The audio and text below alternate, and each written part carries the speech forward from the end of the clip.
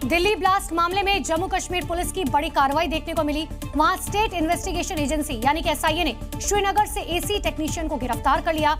आरोप है कि तुफैल नियाज भट्ट ने ही दिल्ली ब्लास्ट के आतंकी डॉक्टर उमर को हथियार सप्लाई किए थे, जिसकी मदद से दिल्ली ब्लास्ट के साथ साथ देश को दहलाने की साजिश थी। जम्मू कश्मीर में जैश ए मोहम्मद मॉड्यूल की जांच में हर दिन नए खुलासे हो रहे हैं। स्टेट इन्वेस्टिगेशन एजेंसी यानी एसआईए ने दिल्ली ब्लास्ट मामले में एसी टेक्नीशियन को धर दबोचा।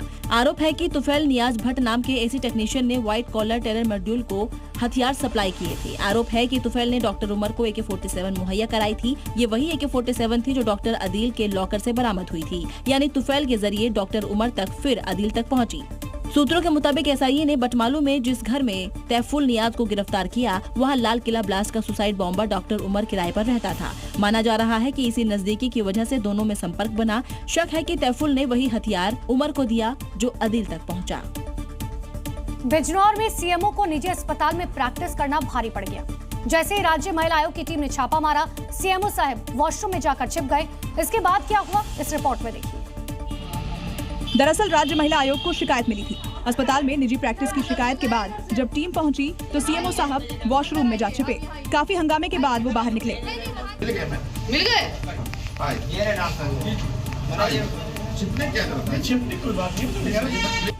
कि 2 महीने पहले भी सीएमओ को निजी प्रैक्टिस करते पकड़ा गया था।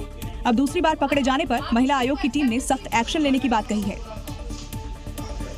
शादियों का सीजन शुरू हो चुका है। इसी के साथ रोटी पर थूकने वाले वीडियोस भी सामने आने लगे हैं। मामला यूपी के बागपत से सामने आया। ऐसे में सवाल है, आखिर कब तक थूक वाली करतूत दोहराई जाएगी? थूक कर रोटी बनाने वाला ये वीडियो बागपत का है, जिसे शादी में शामिल हुए शख्स ने ही बनाया है और बताया है कि कैसे रोटी बनाने वाला रोटी पर पहले थूक रहा है, फिर उसे तंदूर में डाल रहा है। एक विधर्मी को जो नान बना रहा था उसको थूकते हुए देखा। आप ये सब देखो।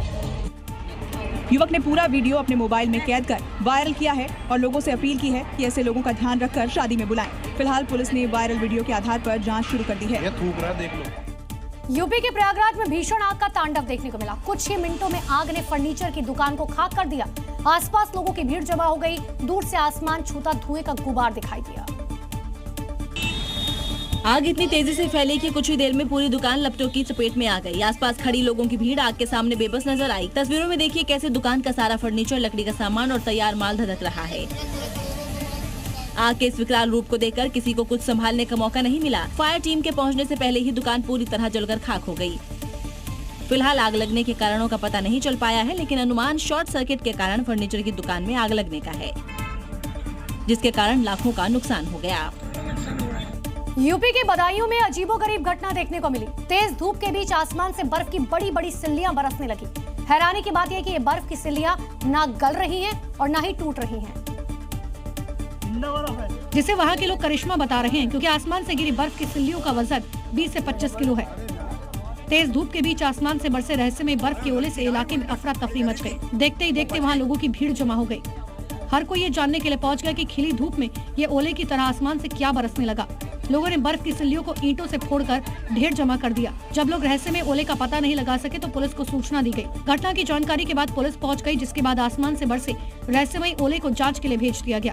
हालांकि लोगों के बीच रहस्य बना हुआ है कि आखिर ये है क्या। देश को 2026 तक नक्सल मुक्त करने का प्रण लिया गया और उसी का असर है। पिछले कुछ दिनों में सैकड़ों नक्सली हथियार डालकर समाज की मुख्य धारा से जुड़ चुके हैं। नक्सलियों की साजिश को करारा जवाब दिया जा रहा है।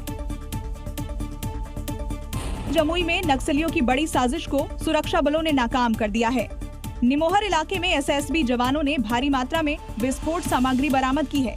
चेकिंग के दौरान सुरक्षा बलों को 2 जगहों पर विस्फोटक सामग्री मिली। इस दौरान विस्फोटक मौके पर ही डिफ्यूज कर दिया गया। भारी मात्रा में विस्फोटक को एक गुफे में छिपाया गया था। सुरक्षा बलों के चेकिंग के दौरान 24 मीटर हाई एक्सप्लोसिव वायर और 2 किलोग्राम गन पाउडर बरामद हुआ। इस दौरान एसएसबी जवानों ने जंगल के आसपास पूरे इलाके की सघन जांच की।